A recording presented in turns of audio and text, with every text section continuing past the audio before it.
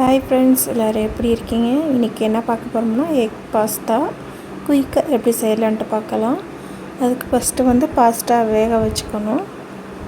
ஒரு சார்சர் ஃபேனில் வெந்நீர் போட்டிருக்கேன். வெந்நீர் கொதித்து வந்தோட்டியும் உப்பு கொஞ்சோண்டு போட்டுட்டு ஆயில் சேர்த்துட்டு பாஸ்தா போட்டு நல்லா வேக விட்டுக்கு வடித்து எடுத்து வச்சுக்கலாம்.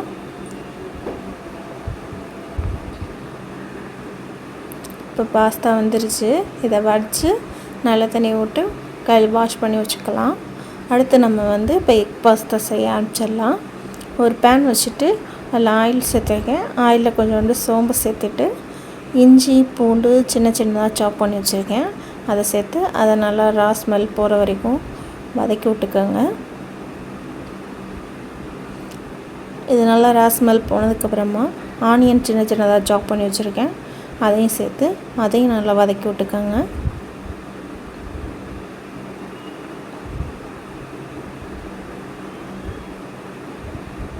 நல்லா கம்பி போதும் வர வரைக்கும் நல்லா வதக்கி விட்டுக்கோங்க. ஆனியன் நல்லா வதங்கினதுக்கப்புறமா ஒரு டொமேட்டோ சேர்த்து வச்சுருக்கேன்.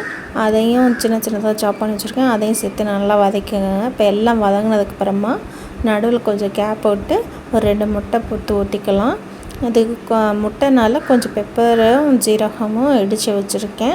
அதை சேர்த்துட்டு அந்த முட்டை நல்லா கொஞ்சம் முக்கால் பாகம் வெந்ததுக்கப்புறமா சாஸ் சேர்த்துக்கோங்க. டொமேட்டோ சாஸும் சோயா சாஸும் சேர்த்துருக்கேன்.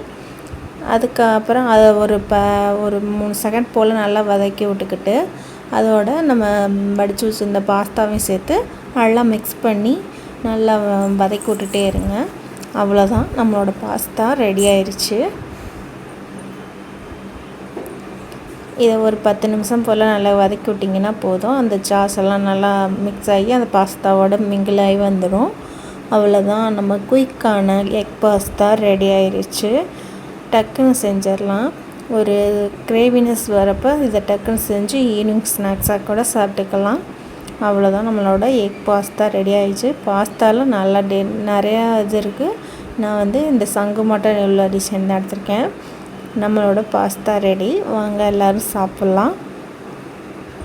எல்லோரும் ட்ரை பண்ணி பாருங்கள். எப்படி இருந்துச்சுன்னு கமெண்ட் சொல்லுங்கள். குயிக்காக ஈஸியான எக் பாஸ்தா எப்படி செய்யலான்ட்டு பார்த்தாச்சு. தேங்க்ஸ் ஃபார் வாட்சிங். நம்ம சேனலில் யார் சப்ஸ்கிரைப் பண்ணாமல் பார்க்குறீங்களோ தயவுசெய்து சப்ஸ்கிரைப் பண்ணுங்கள், சப்போர்ட் பண்ணுங்கள், லைக் பண்ணுங்கள், உங்கள் ஃப்ரெண்ட்ஸுக்கும் ஷேர் பண்ணுங்கள். தேங்க்ஸ் ஃபார் வாட்சிங்.